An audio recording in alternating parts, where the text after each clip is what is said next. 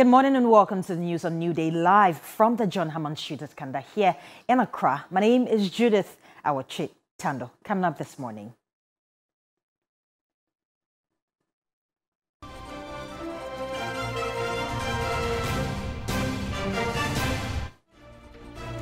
Ruling New Patriotic Party describes opposition National Democratic Congress reaction to Agric Minister's no handing over comment as ill-founded, hypocritical, illogical and baseless.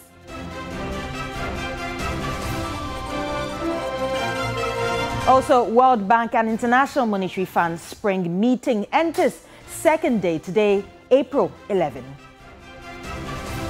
And on the international front, 5 people have been killed and 8 others wounded in gun attack at bank in downtown Louisville, Kentucky.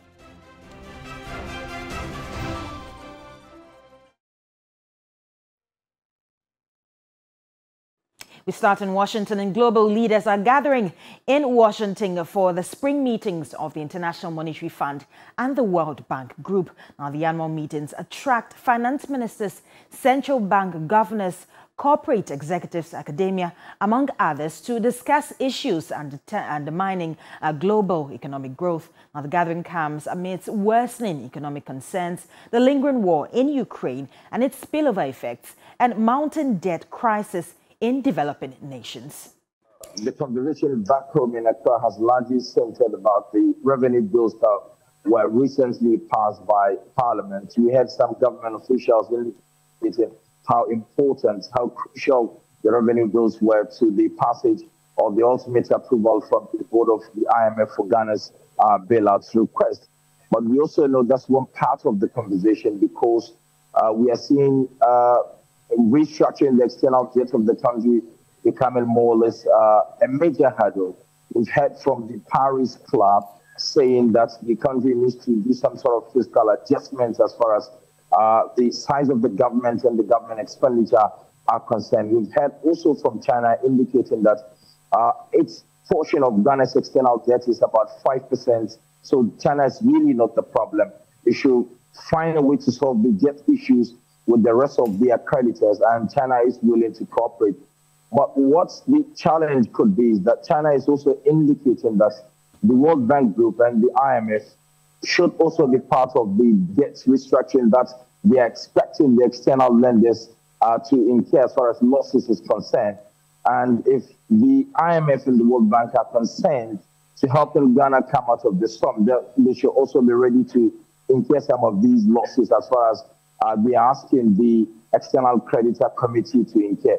So obviously that is one part of the conversation. But as far as the priorities of the Ghanaian government and the delegation here in Washington is, they'll be using the sideline networking opportunities to engage some of these creditors to seek some sort of debt relief, which will help them to put the program before the board of the International Monetary Fund for ultimate approval. As to whether that will materialize, that's another part of the conversation to have at another time. Let's do some local politics now. The ruling New Patriotic Party has responded to calls by the NDC for the arrest of Agric Minister and Abetifi Member of Parliament Brian Acheampong over some comments he made at an event at Kwewu in Praieso. Now, the NDC described his comments as treasonable, but in a rebuttal, the NPP says the National Democratic Congress's reaction is ill-founded and lacks contextual substance. It all started when the Agric Minister and Abetifi Member of Parliament, Brian Acheampong, made these comments before a charged MPP crowd. What did your margin say? What did the Patapa? Every person said 2024 now. The veterans say we have the ban. Say MPP party here, see about platform. So near the power, I'm NDC. His comments, which were described by the opposition National Democratic Congress as reckless and treasonable, attracted the wrath of many of its members.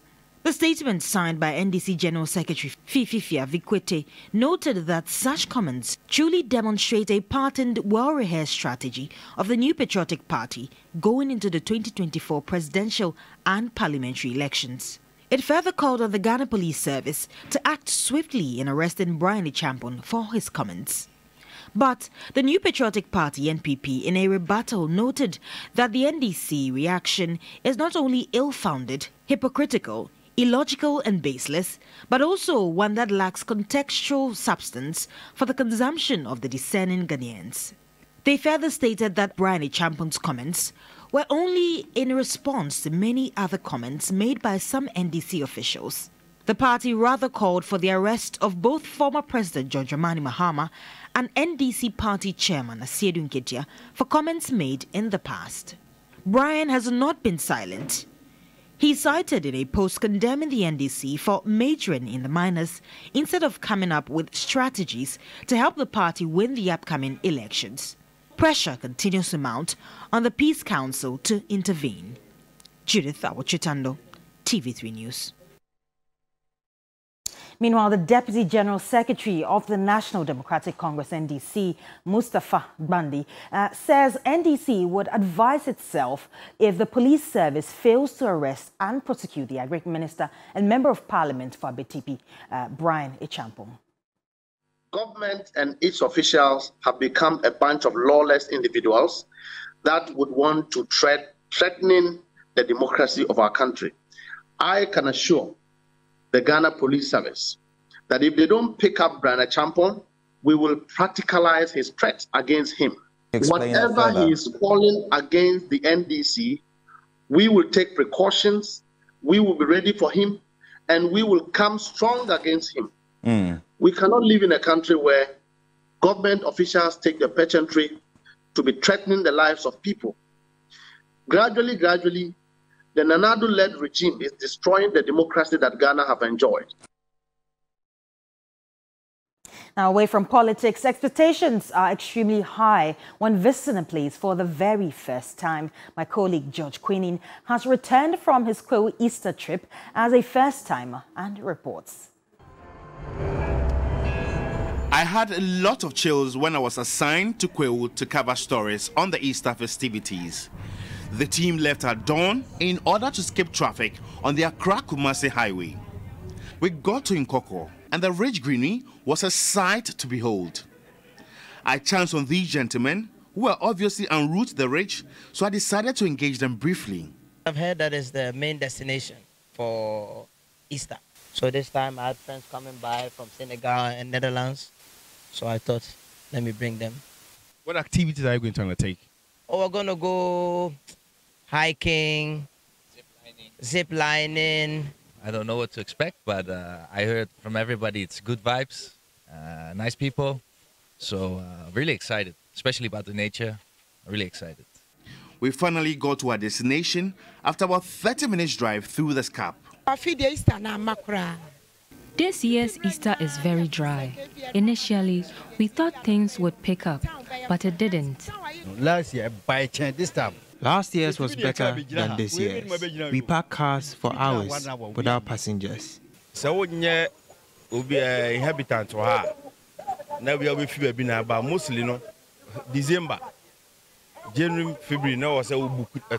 If you are visiting from outside Kwewu, it is better to book accommodation ahead. If not, you will be stranded. If you are in Kwewu and you are stranded, then these tents will come in handy. So if you're a group, you can consider this very group tent, which is going for 1,050 Ghana cedis per night. And this is a screen tent, is going for 500 cedis a night. And you can also consider the single tent. This is going for 200 Ghana cedis a night. And what they are fixing now is the double tent. Is going for 360 Ghana cedis a night. But how comfortable is it being in these tents?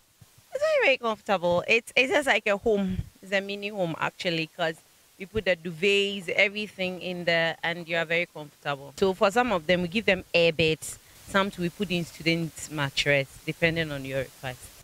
I read about some tourist signs before making my journey. So first, I visited the Botuase waterfalls, discovered some 20 years ago, but has been in existence for more than 200 years. Back then, banished indigents used this route out of the town. Here at the tourist site is a natural jacuzzi and also a wish center. The river, I'm told, is the mother of the town that protects indigents. Some tourists shared their experience with me. You know how many buckets serve with me at fish, bro? I don't want to talk plenty. What are the take go do? It be only me than God know. Next time you go see me in rain, you go see say Lord is king. My faith is in God, and I just wish for abundant blessings in many areas. It's beautiful. It's really lovely. The temperature is cool. Whatever's in the water, I have no idea, but I have my own belief and my own faith, and that's what I did. Next, we headed to the Bruku Rock. Wherever you stand in Kwewu, the rock is visible. It has 3 faces, meaning any face you stare at, you get a different image of the rock.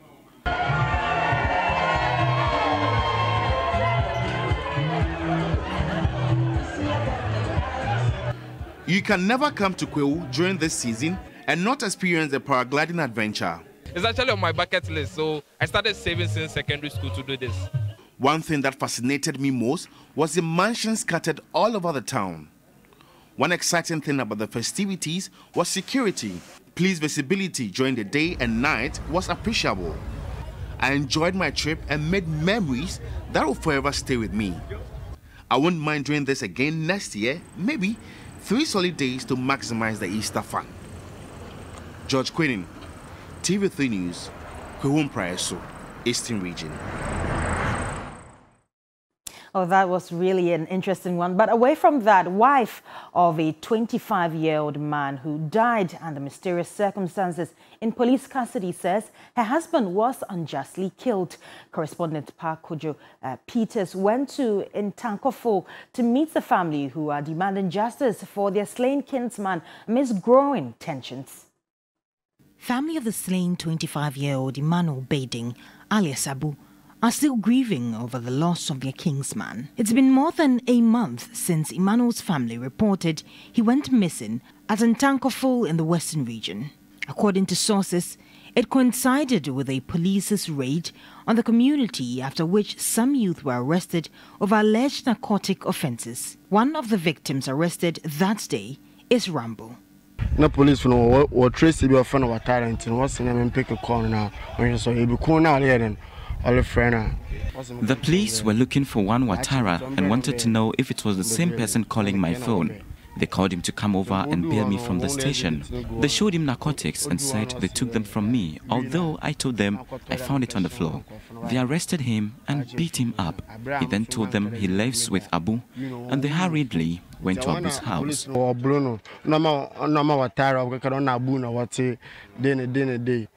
Straight to Abu Nifi.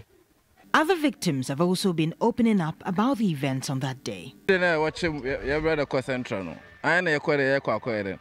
The police had arrested our brother in the Central Region and we went to visit. The moment we got there, they began to shout, "Gun them down!" They arrested one of our friends and took 1,000 cedis the next day before releasing him.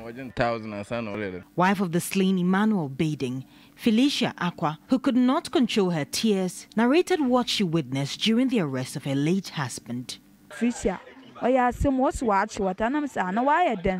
He told me they had arrested Watara and we wondered why. All of a sudden, a pickup arrived with sirens. They were not in uniform and they asked for one shutter. My husband told them no one with that name lives here. When he made an attempt to leave, they held him and put him in the vehicle.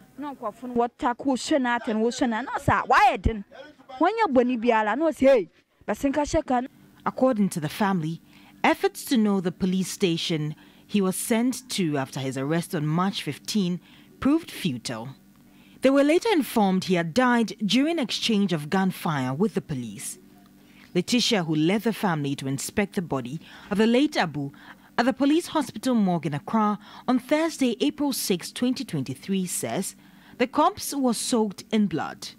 The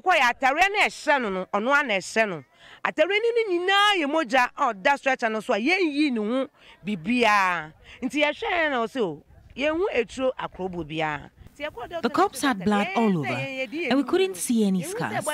We went to the doctor for an explanation, and he said he hasn't examined the body yet.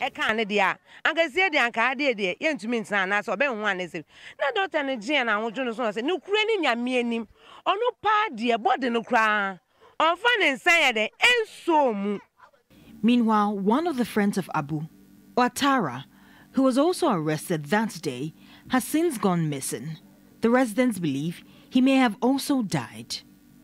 There's growing tension in the enclave among residents who fault the police for targeting innocent people. Queen Mother of Nkantofo, Nana Efwayiba II, is disappointed in the police's action, appealing for justice to be served. When you arrest someone, the family must see them. But that didn't happen. They only went to meet their corpse. Police hospital. At the palace of Ntankofo Zongo chief Nana Adam Fuseni, there have been series of meetings with another involving the family and the police representatives to determine the way forward. We are meeting with the elders and the regional commander to deliberate on the issues.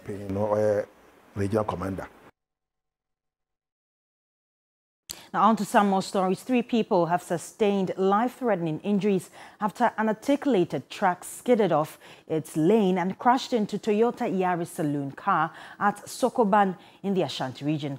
2 other cars were damaged. The victims who were in the saloon car were rushed to the hospital, while eyewitnesses blamed the crash on speeding and wrongful overtaking. Personnel from the Ghana Police Service and Fire Service were at the scene to rescue victims.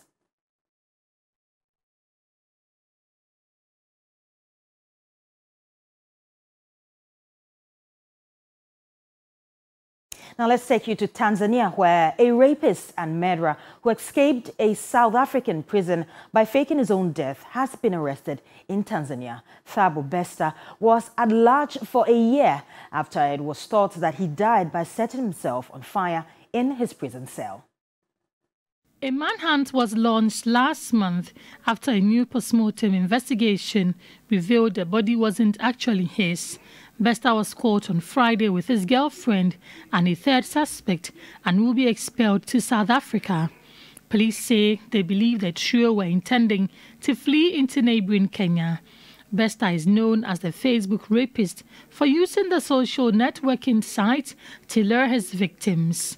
He was convicted in 2012 for the rape and murder of his model girlfriend, Nomfundo Tuyulu. A year earlier, he had been found guilty of raping and robbing 2 other women. In May, it was reported he had been found dead in his cell after apparently setting himself on fire at the Mangwang Correctional Center in the city of Bloemfontein. However, local media began to raise doubts about Bester's death late last year. Now, on the foreign front, 5 people have been killed and 8 others wounded in a gun attack at a bank in downtown Louisville, Kentucky. Shortly after confirming the Monday morning attack, police said the shooter was dead without giving further details. It was unclear whether the death toll of the 5 included the shooter, who police described as either a current or former employee of the bank. Now, police were still trying to determine whether the shooter shot himself or was shot by the police. Police said they responded within minutes to reports of an attacker at about 8:30 a.m. local time at a branch of the Old National Bank near Slugger Field Baseball Stadium in the city. Now, at least 2 police officers were among the 8 wounded. 2 of the wounded, including one of the officers, were in crucial or critical condition in the hospital.